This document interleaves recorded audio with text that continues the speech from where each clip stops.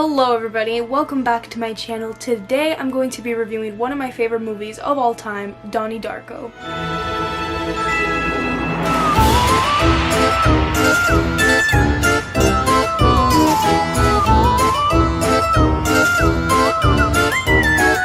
In 1988, a teenager named Donnie Darko sleepwalks out of his house one night and sees a giant demonic-looking rabbit named Frank, who tells him the world will end in 28 days. When Donnie returns home, finds that a jet engine has crashed into his bedroom. Is Donnie living in a parallel universe, or is he suffering from mental illness? Or will the world really end? I don't know if I would consider this a horror movie. Like, to me, it's more of a psychological sci-fi thriller, but it does have very freaky moments, and I do consider psychological thrillers to be horror movies, and I just had to talk about this movie at one point in my channel, and why not make it today in my Halloween series, because I definitely think this is a spooky one and a very smart movie that you all should watch. I'm not going to be going into spoilers in this video, but do know that I love this movie so much that I am planning on doing an entire video analyzing it and talking more about some hidden stuff later on in the future, like maybe next month or the month after, because I really love this movie. But first, I just want to start off with the performances, and I think Jake Gyllenhaal plays Donnie Darko amazingly. And I love how he plays Donnie Darko because I always felt bad for Donnie, and I think that's also the way that the character was written in the story, because he does things that as you watch, you question why he does them, and you're like, oh my god, this kid is insane. Underneath it all, I always felt bad for him, and I love him because he's a great leading character,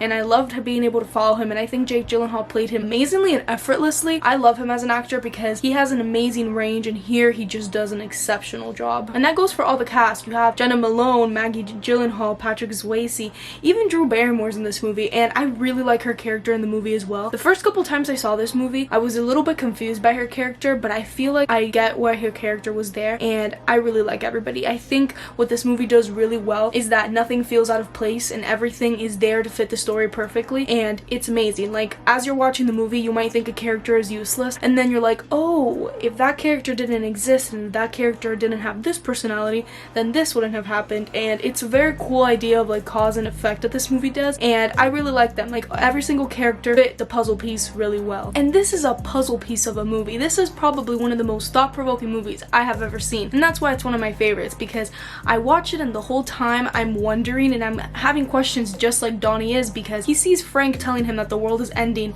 and what the movie does really well is that it reminds us that the world is ending. So it'll be the start of a scene and it'll say 26 days, 25, 21 day, 6 hours, and it just keeps reminding us that this is happening. And it's really funny because even at the end, when it's like the day before it's supposedly going to end, you really haven't figured it out much. You don't really figure out the entire scheme of it until the end, and that's what I love so much about it, because Donnie was confused and you were confused, and it was just making my brain think super hard and trying to figure it out, and I just thought that's just fantastic, and I love watching movies like this. And speaking of how they explained it, if I had a negative to say, I feel like the movie is a little bit vague sometimes, but like, I don't even mind it because I've watched a lot of videos and there's a lot of websites out there. There's an entire website, I'm going to link it down below in case you guys watch the movie and are confused, that explains it so well, where I'm like, oh yeah, I totally got that. And the first time I saw it, I was just so stunned by what they were able to do, because I would have never guessed anything that they did in the end of the movie, and that just proves a lot about this movie, because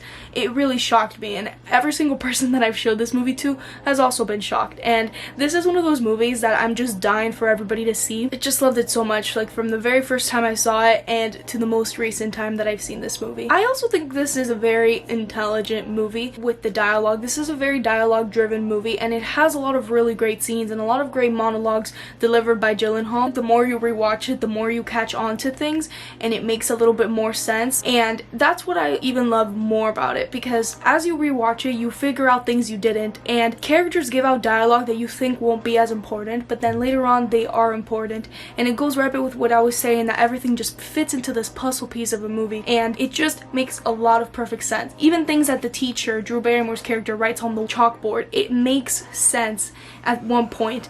And I think when a writer and a director and a cinematographer, everybody on set really paid attention to this detail, it elevated the movie that much more, because nothing was done accidentally and everything was done for a purpose, and I think that that really helped the movie because it just is so smart, and some of the lines delivered just really make the audience members think, and that's just amazing. There are some scenes where Donnie with his therapist, and I really like the therapist of a character, and I like how they explored mental health with his character as well. I think this movie explored it in a really nice way, because I think when movies explore mental health, sometimes they don't do a great job, and here I think they did a really good job with it. And those scenes are very personal, and it really feels like you're there in the room with Donnie, and he's really telling you about his feelings and telling you what he's going through. And I really like that Donnie didn't hide anything. He just went on ahead and he's told her about Frank the bunny, which is terrifying. That's literally one of the reasons why I wanted to put it in the horror movie series I'm doing here, because I think Frank is so terrifying and eerie in the way he comes out. But I'll talk about the bunny in a few minutes. But I really liked just how personal we got to him, and I liked that he didn't lie to her and he just straight up told her what was happening, and it just made it even that more sad because there was no real way of her to be able to help him, because we still weren't aware if this was all happening in his mind or if it was legitimately happening in another universe, or if Frank was actually really there. And I really liked seeing those therapy scenes, and a lot of really cool lines were delivered there. Amazing lines that I absolutely adore. And the bunny, oh my god, I love Frank. He is such a cool character, and I like that he just kind of stands there and the camera slowly zooms in and sometimes zooms out when we see him, and he's just in the shadows. And I love a scene where Donnie, he sees him and he's asking questions to him, and then he goes to touch him, and there's like a barrier in the middle. It's all wobbly and like it's so cool, and then it's so frustrating because his sister walks in and the audience is like, come on, damn it, we were so close. It was really dumb of me to assume we were gonna get answers like 30 minutes into the film, but that scene was amazing. And yeah, a lot of the things they do with the special effects are really cool, and I think that it's a very underrated, I genuinely think this is an underrated movie. I haven't really heard that much from this movie, but I really think it's one of the greatest movies I have ever seen. I absolutely always have a blast watching this. Also, I really like Gretchen, which was Jena Malone's character, and her relationship with Donnie, and that goes for everybody that Donnie encounters. I even like seeing him with his friends and them just being like silly, dumb high school boys. I really liked getting those little scenes, and I think those little details that the movie does, like some downtime with Donnie, really makes us get to know him better, and it's just amazing. The setup and everything of this movie is great. Also, the growth that he goes with, especially with the relationship with his mother. When we first meet him, he's literally calling his mother a bitch. Towards the end, we see his relationship, and we really get to see how much his parents care about him, and that's another thing. I love that his parents are just not pushed to the side. Like, we really got to understand this family, from his little sister to his older sister, which is actually, funny enough, played by Jake Gyllenhaal's real sister, Maggie Gyllenhaal, which I love her. She's a great actress, and she was great in this. And Donnie Darko, to me, is almost kind of like a superhero story, because he is technically saving the world, and just if you watch the movie, you kind of get more of that. It's a very subtle way of doing it, but that's the beauty of this movie. It does a lot of things in a subtle way.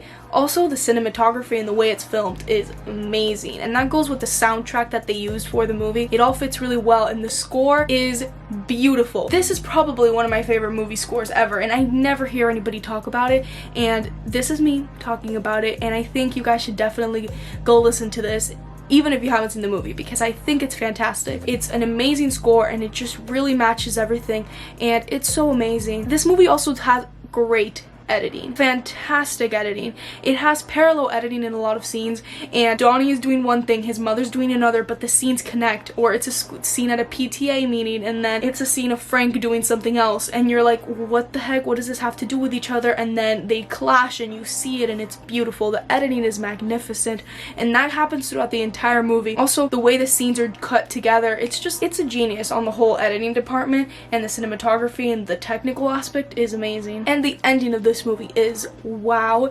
and it's just so chilling when it ends, and this is one of the most unique stories that I have ever seen, and I absolutely love watching this movie, and I am without a doubt giving this movie an A+. Even though I said if I had to really nitpick this, it is a little bit vague with the ending. I feel like I got the gist of it, and it just took a little Googling for me to figure it out. But I love the ending too much of this movie to not give it an A+, and I just absolutely adore every little scene with this movie. I hope you guys enjoyed today's review, and even though it wasn't technically a horror movie, I don't know, it's it's a psychological masterpiece, and I just wanted to review it, and I felt like it kind of fit in the horror genre. Either way, I think you guys should watch this movie, and if you have seen Donnie Darko, I would love to hear what you guys have to say about it. Thank you guys so much for watching today's review, and I'll make sure to see you guys again tomorrow. Bye guys!